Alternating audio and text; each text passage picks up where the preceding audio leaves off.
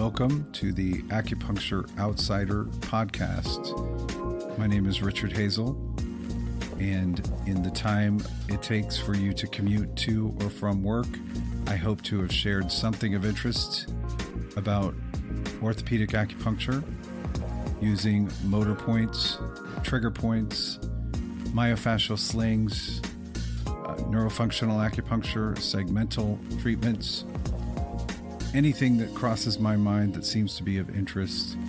I hope you'll enjoy it.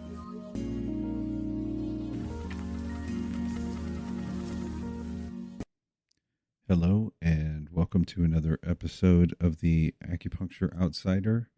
This is Richard Hazel, and I apologize in advance if you were hoping I was going to talk about acupuncture today. But I want to talk about something that's really important to our patients and to our own health. It's this rabbit hole I've gone down because of my own decision to try to lose weight. I've since COVID, I've just been really unmotivated. Let's put it that way. Unmotivated to exercise enough and to eat right. And I'm just finally sick of it. And so I've been doing something called the Carb Night Solution, which is basically a ketogenic diet where you stay in ketosis the whole week, and then on Friday, well, it doesn't have to be Friday, but on your carb night, you have to have very high glycemic index carbohydrates for a window of 4 to 6 hours. And it's basically resetting your metabolism. Because if you don't reset, your body will adapt to the lower intake of calories, and even the ketosis won't be as effective for burning your body's fat. So I find it very effective. If you're interested, the book is called Carb Night Solution, and night is spelled N-I-T-E. Author is Kiefer. I don't know his first name. He just goes by Kiefer, but he is a PhD in physiology or physics even. Interesting scientific approach. His book is very wonky, but you can kind of cut to the chase if you don't want to read all about the metabolic reasons why his philosophy works. I have found it to be very effective in the past, and I'm finding it very helpful now. I've lost about 10 pounds, and my goal is to lose another 10 pounds. So yeah, take a look at it if you're interested. But the rabbit hole that I've gone down, because the only way for me to stay focused and committed to exercising more and eating better requires me to stay inspired, and that has to be more than just weighing myself and looking in the mirror. I watch a lot of YouTube fitness people, doctors who talk about diet and exercise and metabolism and what the science is saying. And so I go down these sort of research rabbit holes because it keeps me focused and it keeps me interested and excited. So even sometimes when my interest is waning, I'll pick up the Carb Night Solution book again and just read a chapter, because for some reason, just being reminded of the science and why I'm doing what I'm doing really helps me to stay focused, and I can kind of keep myself on track. So that said, I wanted to talk about one of the rabbit holes that I went down recently. I seem to get in this algorithm of videos promoting walking for losing weight. And there were all these people who were like totally shredded who said, I was able to get below 10% body fat by walking more. Because apparently fat metabolism is different for walking than it is for high intensity exercise. So they were saying that older people my age, over 40 or 50, or even people in their 60s, I don't know about 70s, but they were saying HIIT was the thing, high intensity interval training. So like very high intensity, but short workouts, easier on the joints, burns a lot of calories, or at least revs up the system to keep burning calories. So I had done HIIT before, but I'm not a fan because I really don't like to feel my heart racing that hard. But I'm totally down for walking more. And, I have a Whoop strap on one arm. I have a Samsung watch. Both will count my steps. So I upped my step goal to 10,000 steps a day. On a normal work day, I might only walk 5,000 steps if I'm not, making much effort. So, anyway, I went down this rabbit hole about steps, about 10,000 steps a day or whatever to help lose weight. And then the algorithm fed me this podcast interview from a guy who was talking about research by Dr. Edward Coyle, Coyle, from Human Performance Laboratories in Texas, the University of Texas in Austin. And he had really compelling research that showed that he said inactivity leads to something he calls exercise resistance. And it's very interesting what he has demonstrated. They did a lot of blood testing for triglycerides, etc., to show fat metabolism, whether a fatty meal was being metabolized well, or if people were actually burning fat from a 1 hour workout. And what they saw was the sedentary people who walked less than 5,000 steps a day could work out for an hour and have zero benefit, fat burning benefit. It's like their metabolism didn't even know how to respond to the exercise. So they consistently saw this, and the shift in their ability to benefit from an hour of exercise was around 8,500 steps a day. They start people walking at least 8,500 steps a day. Then they can work out for an hour and see all of the markers of health and metabolism improve after a fatty meal. So they were looking at triglycerides or some postprandial lipemia, basically fat in the blood, and they could see that people's metabolism started to work properly, and they were able to burn fat from a 1 hour exercise the day before. And what they also noticed, and they say 8,500 is probably just the low end. Obviously, if you can get to 10,000 steps a day, that's better. But what's interesting is these fitness gurus who were getting shredded on 10,000 steps a day, or some of them 20,000 steps a day, it makes me wonder if it was actually the walking that was burning the fat, or was it revving their metabolism so that their workouts were efficiently burning their fat better. And that's what I think is really happening for them. They were already working out. They were already, lifting way more weight than most of us on a regular basis. But what if their life was sedentary? What if outside of the gym, they weren't getting enough steps? What if they sit at an office desk most of the day? Or maybe they're, YouTube influencers, but they're just, they figure, well, I did my gym workout this morning. Now I'm going to plop on the couch and I'll do my little TikTok and my YouTube video. And then, then I'll prep my meals for tomorrow. And maybe they're not getting enough steps. I don't know.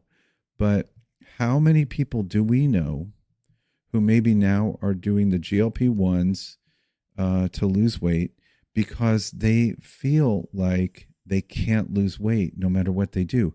They're cutting their calories, they're tracking their food, they're working out with a trainer, and maybe they're not losing weight because they just don't walk enough. They're just not getting enough steps. One other group of people had exercise resistance, people who sit for 13 and a half hours or more. That doesn't give you a lot of time. If you figure you're sleeping 8 hours, you got 16 hours to do stuff, and you're sitting for 13 and a half of those hours, you're not active enough. You're going to have exercise resistance. Really fascinating. And here is the really depressing part.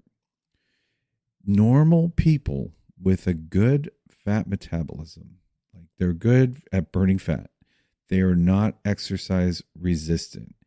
If they have to spend 24 hours being inactive, like when you fly to Australia from America, right? That's about a 20-hour journey. You spend 24 hours being inactive, you are exercise resistant, and you will not burn fat from your 1 hour workout. It will not help you on fat metabolism. Pretty depressing. Even that happens to even healthy people. It can have an effect for up to 24 hours. They said 24, 36 hours. So you got to get your steps in. You got to stay active if you're like me trying to lose weight. You can't just go do the gym, like do your 1 hour workout at the gym. Even if you're on the treadmill, I think it's probably not going to help you as much as if you were staying active between your 1 hour acute activity. So really think about that. Lifestyle is hugely important. The little abstract of that report that I think he published in the Journal of Physiology, Dr. Coyle is really focused on like athletic performance in athletes and recovery. And then I guess right now he's studying the negative impact of sitting, sedentary lifestyle. So he's very much interested in the metabolism, the fat metabolism, and markers of health and cardiovascular implications. And the abstract, it said something like inactivity is the fourth cause of death. Is number 4 in the cause of death. Inactivity. So why am I talking about this on an acupuncture podcast? Because I have a lot of patients who are in the same boat as I think I am. They want to lose weight. They're doing everything right, they think. But are they active enough between workouts to actually have the fat loss that their workout would provide if they're getting enough steps? So I'm putting it out there, maybe for you or someone you know, or maybe for your patients, that walking can greatly improve all the other good things that people are doing to get in shape. So I've already ticked my step goal up to 10,000 steps a day. And it's, I'm just having that focus has helped me to take a little bit longer walks with the dogs and just do a little bit more walking than I normally might do. Because if I'm a block away from something that I need to go to, maybe I take a full walk around the block and get, 3 times, 4 times more steps in. And it doesn't take that long to get to 10,000 steps. But I know there are many times that I would look at my whoop, and it said that I had, for the day, I had like 5,000 steps, 4,000 steps, maybe 6,000. And that's just not enough. It's not enough. So even if you have great intentions and you're eating right and you're doing some resistance training with weights, you're not getting the metabolic effect that you think you are if you're not getting your steps in. You've got to get 8,500 or more steps a day. I certainly don't sit for 13 and a half hours. I mean, as an acupuncturist, I'm standing all the time. The only steps I was getting probably on work days were in the clinic between rooms, basically. But it wasn't enough. It's probably 5,000 steps, 6,000 steps. And now that I know this, I'm getting my steps in. A lot of times I'm getting to 10,000. By the time I'm walking the dogs before bed, I've hit 10,000 or more, which is good. But I need that awareness. I need to stay on top of that so that I can benefit from all the good things that I'm doing, the changes that I've made. What if people don't need to be on Ozempic or these other GLP-1s to lose weight? What if they just need to walk 10,000 steps a day to start losing weight? And isn't that even a better, well, like less expensive, healthier way to do it? And isn't that a lifestyle change that you can maintain? Because it really, everything that we do that we want to do to meet our goals for our health require sustainability. It has to be something that you'll do. Because if it's just something you're going to do for a short period of time just to get into that wedding dress, it's not sustainable if it makes you miserable. It's got to be a lifestyle change that you'll keep up with because you like it, because it fits into your normal routine in a way that's not disruptive and that's not painful. And getting more steps is not that difficult, really. It's just a matter of being aware. Do you park really close to the grocery store entrance, or do you maybe take one of those empty spots that's like nobody wants? The just park at the farthest spot and walk to the grocery store entrance, and then you've got to walk all the way back to your car. You're going to get more steps in that way, and maybe little changes like that are going to make the big difference for you in if you're like me and you're trying to lose some weight, you're trying to lose some fat. um so I wanted to put it out there because I think this is really critical for our patients. Just the other day, I was talking to, I have a lot of seniors, and I talked to them about finding out how much protein they're getting on a regular basis. Most seniors are not getting anywhere near the amount of protein they should have. And as we age, we're at risk of losing more muscle, more skeletal muscle. And your skeletal muscle is your fat burning engine. That's how you burn fat. So when you're losing muscle, you're losing your ability to burn calories and burn fat.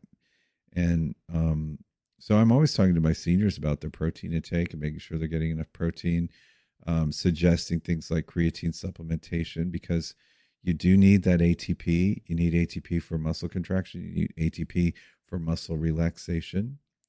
And things like boosting nitric oxide, getting their red beet gummies or something that can help vasodilation, that gives better blood flow to their muscles. Because as we see, the older we get, the worse our circulation is, the more likely we're going to have all sorts of muscle fiber dysfunction, contraction, trigger points, ischemia, numbness in limbs because of poor blood circulation, and nerve issues. So I'm always talking to seniors about that. And very often we're talking about what they're doing and how they're, trying to be more active, and they're doing physical therapy or whatever they're doing. And I really think it's helpful knowledge if you can share with them that everything they're doing is going to be so much more effective if they're getting over 8,500 steps a day. And they may not want to wear a Fitbit or some sort of tracker, but most smartphones have a health app that can track your steps. It might not be as accurate for somebody who doesn't hold their phone with them most of the time like I do, but it's a start. It's at least a start to set a goal and try to meet that goal on their steps. And I really think we need to share this information with our patients so that they can understand why they struggle so much to lose weight and they can't. Maybe they just sit too much. Getting to the gym 2 times or 3 times a week might be wholly ineffective because they're just not active enough on the other days. If they're not active for 24 hours before they go to the gym, it's almost useless when it comes to fat burning. So this is really, really important information. I'll put a link. The publication is behind a paywall, but I'll put a link to the abstract. It's a good start for you. If you use your ChatGPT or Gemini Deep Research, AI search, I'm sure they get back behind that paywall because they can tell you a whole lot about that research. That's what I did basically. So use your AI and look into it if you like chasing rabbits down rabbit holes. That's for me. That I mean I don't know why I have that nerdy thing, but I just love to read the scientific understanding of these things. It keeps me focused and motivated. So sorry I'm not talking about acupuncture today, but I do think as someone who works with musculoskeletal problems and movement and a lot of seniors, this is really important information. And if you are like me and trying to watch what you eat and lose a couple pounds for summer, then maybe you will find this interesting as well for yourself. Okay. Have a good one, and I will talk to you soon.